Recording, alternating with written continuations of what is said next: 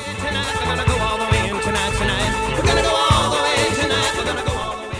would probably say it was starting my internship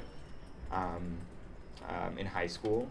It was the end of grade 11. I wasn't sure where I wanted to go, but I knew it was something fashion related, something cool like that. And then my teacher was like, well, you're in the sewing club, do it, but you should also get some internships. So I applied for the co-op program, I got accepted, and then I didn't know where to go, so my co-op teacher told me, oh, well, David Dixon is just right up the corner from the street. It's like 10 minutes away. It's like, oh, I honestly didn't know who it was. And then I went there, did the interview, and then as coming into the school, people were like, oh my God, you worked for David Dixon in high school? How do you do that? Like, so I think the most defining moment was going to Fashion Week for the first time. And, you know, like classic, seeing all the glamour and all the street style bloggers and all that, it was fun. But doing the work backstage was probably the coolest, because I really respect the people that do the work, the models, the hair and makeup, designers. It's a cool process. And how would you define your personal style, and if you feel like it's reflected in your work?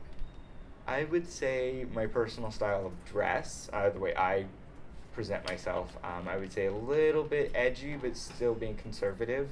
I feel like that's my personal goal, to create and to wear and to reflect onto the world. I would say creatively, I think that's where I'm going with my life.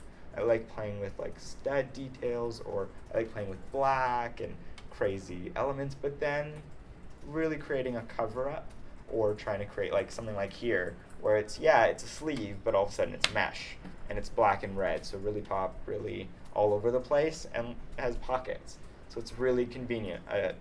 I would say this would be evening wear. You can have evening wear dress and you can put your lipstick in here and you're fine. So I think it's just having fun with it. That's my kind of lifestyle goal too. And what was your inspiration for the pieces you created for the show? So the collection was based on the 90s kids, so that was the title essentially.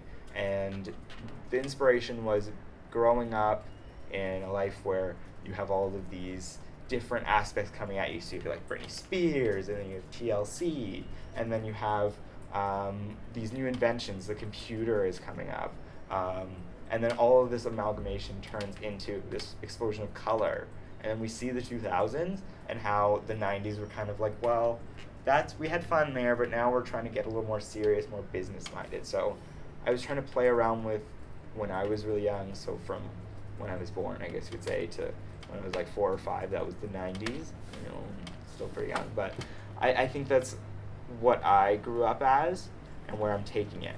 So I'm just inspired by the people that I'm growing up around with. What tips would you give anybody who's looking to get started in fashion or design? Go out and learn. Like, take the time, learn every step of the way. You need to get yourself out there, because fashion, yes, it's a lot of studio work, but who says you have to focus on, okay, I'm just going to be in the studio? There's a lot of other aspects too. You need to go and experience, if you want to have your own business, to go out and experience a buyer's office, or experience some designer who focuses on retail aspect, and they also do it in studio work. So it's all about learning and experimenting with what you learn. Okay, so you're put into a Freaky Friday situation where you can switch lives as one person. Okay. Who would it be and why? I would probably switch with, right now, I think I would want to switch with Frida Kahlo. Yeah, because I think that her life story was just so interesting.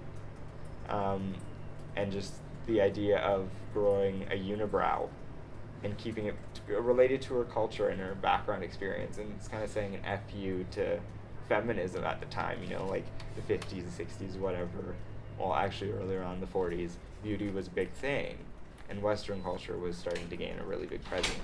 So I think her idea of just being a badass was pretty cool, and it's something that's pretty recent in Toronto history anyways, you can say, from the AGO showing Frida Kahlo, talking about feminism, talking about human rights, and then her whole life story. I thought it was just cool.